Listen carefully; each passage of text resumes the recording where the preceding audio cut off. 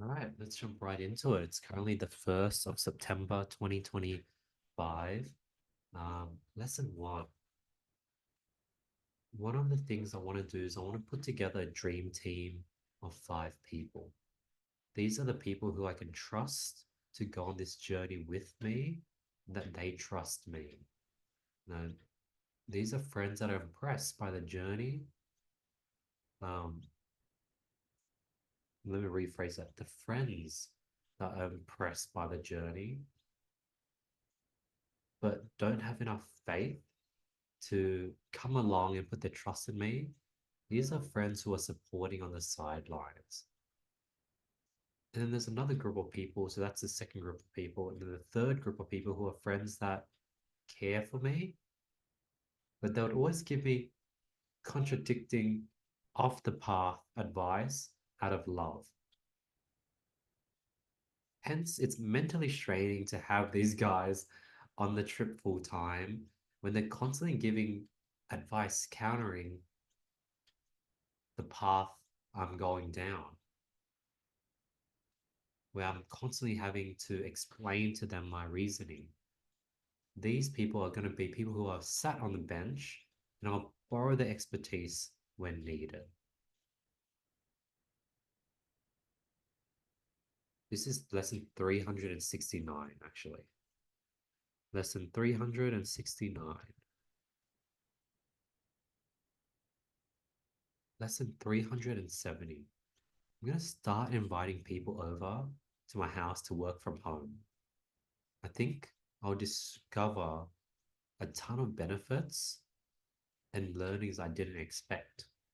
I think it's similar to like Steve Jobs building an office optimized for random encounters. I think by observing other people in different fields do their thing in my house, I think I would get a lot from it. So I think that's something I want to start doing when people want to catch up. Offer if they want to work from home and then come work at my place one day. Lesson 371. People are barely treading along themselves. No one is going to help you. There's a good chance that people come to you for help, but that is what it means to be a leader. Someone that people come to for help, and when you're in a tough spot yourself, you're forced to figure it out all on your own. Lesson 372. Life is 1,000, that one single moment compounded. I don't believe there's that one single moment that changes everything. I think there's thousands of them throughout your life and they compound off each other.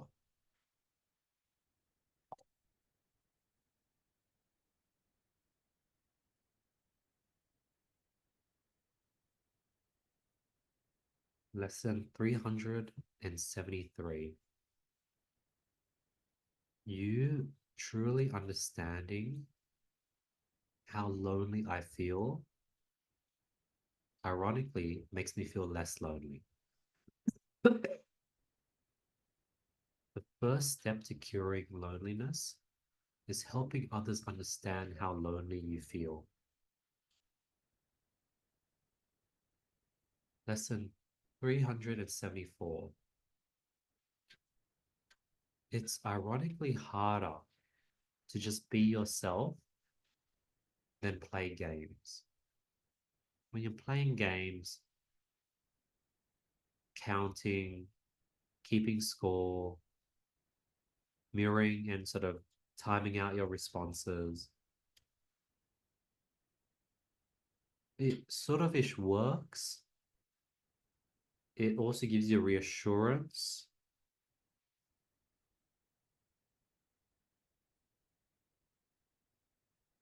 and it creates this crutch that you can sort of rely on. Whereas if you be yourself, you're going to scare a lot of people away. You're going to pursue and sort of put in too much where people will pull away, you're going to get rejected. And that's why being yourself is way harder than playing games. But being yourself accelerates that filtering process. It allows you to increase your rate of attracting similar like-minded people, and it hones in and it doubles down who you are as a person. It's harder, it hurts more, it's less fruitful in the short term, but trust me, being yourself pays off, and there's no point playing games. Lesson 375. If you have someone there guiding you through your trials and tribulations, helping you out, there to catch you when you fall, you're no longer the main character. The main character is the person that does that for others, but has to deal with his own trials and tribulations all is on his own. That is the definition of a main character. So if you want to be the main character, by definition, that means you're going to have to go through trials and tribulations all on your own. Lesson 376. There are ebbs and flows of giving. Periods where you give a ton. This would lead to you having an empty battery, which would then lead you to periods where you're just keeping to yourself. Then this would lead to people reaching out and charging you up. So embrace the ebbs and flows and trust that life is going to provide the counterbalance and not let you fall. When you don't need someone there, when you don't need that reply, you're going to be in a giving mood, and that balances things out. And the moment when life says, like, hey, you're in a tough spot, a nudge of encouragement, a reminder that you're on the right track is needed, life will give you exactly that. Life would always counterbalance what you're currently doing. Lesson 377. Seek people who speak highly of you in your absence.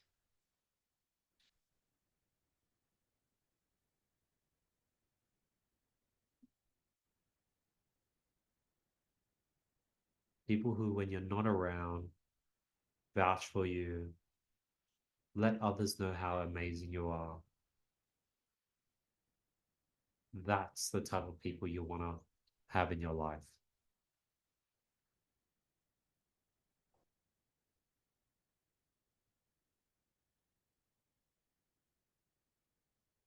Lesson 378. Life gives you what you need. Life gives you what you need, not what you want. The situation I'm currently in is exactly what I need. I need to feel and be in a situation where I'm going broke. I need to be in a situation where I feel all alone. I need to be in a situation where there isn't a person that compliments and understands and sees me. All this needs to happen, whether it's so that I can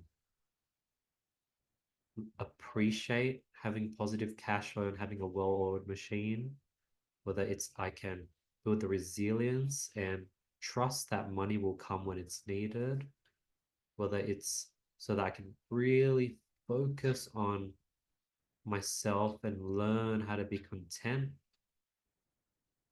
and filled with love on my own, whether it's so I can learn to have conversations with myself and be there for myself.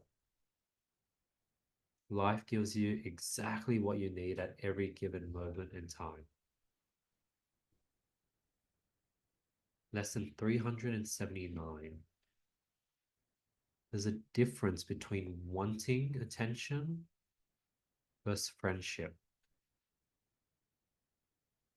When someone just wants your attention, they just want that dopamine. They want that positive reinforcement. They want that validation. Versus when someone wants your friendship, they want your care. They want to be able to reciprocate that care. They want someone to have their back. It's very nuanced because both people sort of want to spend time with you. My eyes, one of my eyes is puffy.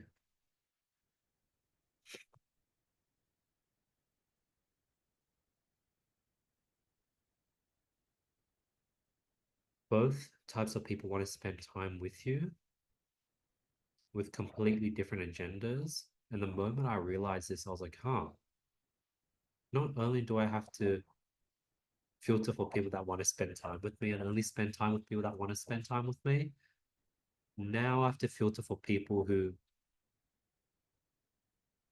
want my attention or want my friendship. When someone wants a friendship, it comes with responsibility. Whereas if someone wants attention, you can have all the perks of a friendship without the responsibility, without the cons. Because if you want a friendship, that means open communication, give and take, investment into each other's lives, being there for each other, reciprocating an open space, an open ear for when each others are down. But when someone is just wanting attention, they're trying to get all the goods without the cons. So look, and I don't think it's a clear spectrum. I think people, I thought it was a clear, like when I discovered this, I was like, wow, this is a game changer. But I don't think people clearly sit on one or the other. And it's definitely a spectrum. There's people that definitely can want both, but you want to start looking for people that want a friendship, want something they can invest to, want a relationship that they can invest to, that you can invest to into, and you know they will appreciate.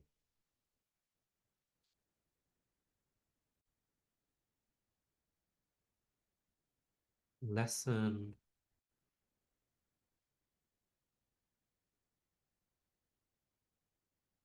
lesson 380. Every time I was just about to lose, I won. There's no point expecting things were different. There's no point expecting that things will be different this time around. To make it to where I'm here, to make it to where I'm at right here, right now,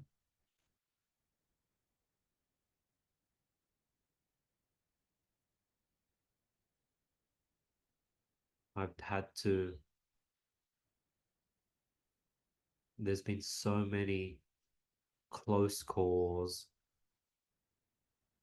so many, I was just about to give up moments consistently happening again and again and again. So why should I doubt that this time it would be any different? This time things would also work out just in the nick of time. And even if this is logically, there's no logic to this, what's the point of thinking otherwise? The other option is to think, hey, this time I think I'm really going to go broke. And what's the point of thinking that way? Lesson 381. Expectations not being met is just data on what you're truly looking for. When you have high expectations, people are not going to meet them. And when they fall short, what you would have wanted them to do is data on what you actually want. Someone flaking last minute because they didn't get enough sleep. That disappointing you just shows that you want someone that would show up even if they didn't get that much sleep. Someone not getting back to you shows that you value someone that gets back to you. Wanting someone that can reciprocate and check in on you shows that you want. Or being disappointed that someone didn't reciprocate and check in on you shows that you want someone that reciprocates and checks in on you. So start seeing expectations not being met as a positive, as it gives you an extra data point on what you're looking for. Lesson 382. A bottle of water can be 50 cents at the supermarket, $2 at the gym, $3 in the cinema, and $6 on an aeroplane. And they're all the same exact bottle of water. So what's the lesson from that? Go to where you're appreciated. Go to a place that understands your value. I know for a fact that in certain crowds, I'm very interesting. And me being the exact same person I am can be in a different crowd and I come off as completely boring.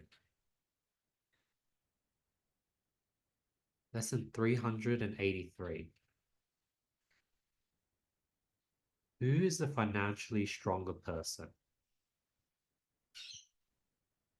Person A, the person who is at peace with losing money, breaking even, barely making ends meet, but he's at peace and he has faith that things will work out.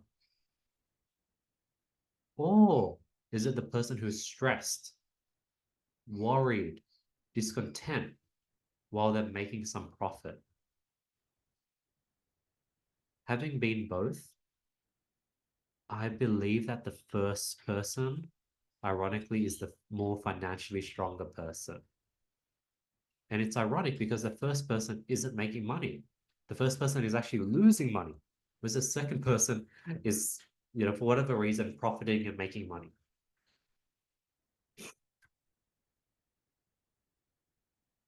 I think being financially strong to me means that you're able to financially figure things out no matter the circumstances. And if you're able to be calm, at peace, sane, in control when you have no money and you're making ends meet, I think that is a sign of financial strength. And if a person is being stressed, discontent, worried, and he's making money each month, he has this consistent payroll check that's coming in each month, pay slip. If the person's already stressed in a situation where they're making money, what would happen if you put them in a situation where they're losing money? They're probably going to go crazy. Hence, being financially strong has nothing to do with how much profit you're making each month, but has more to deal with your attitude towards making money, spending money, getting money.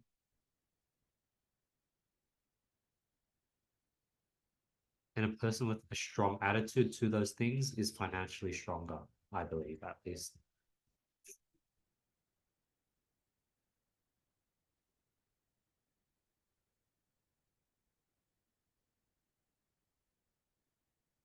Lesson 384.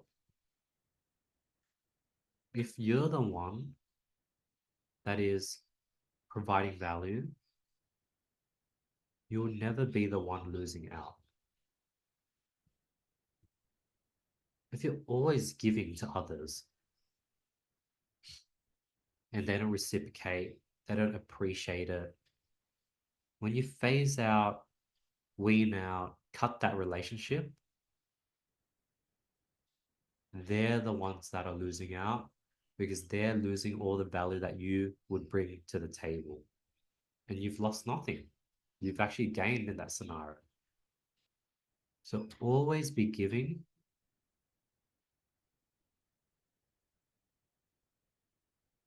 because if you do, you'd never be the one losing out.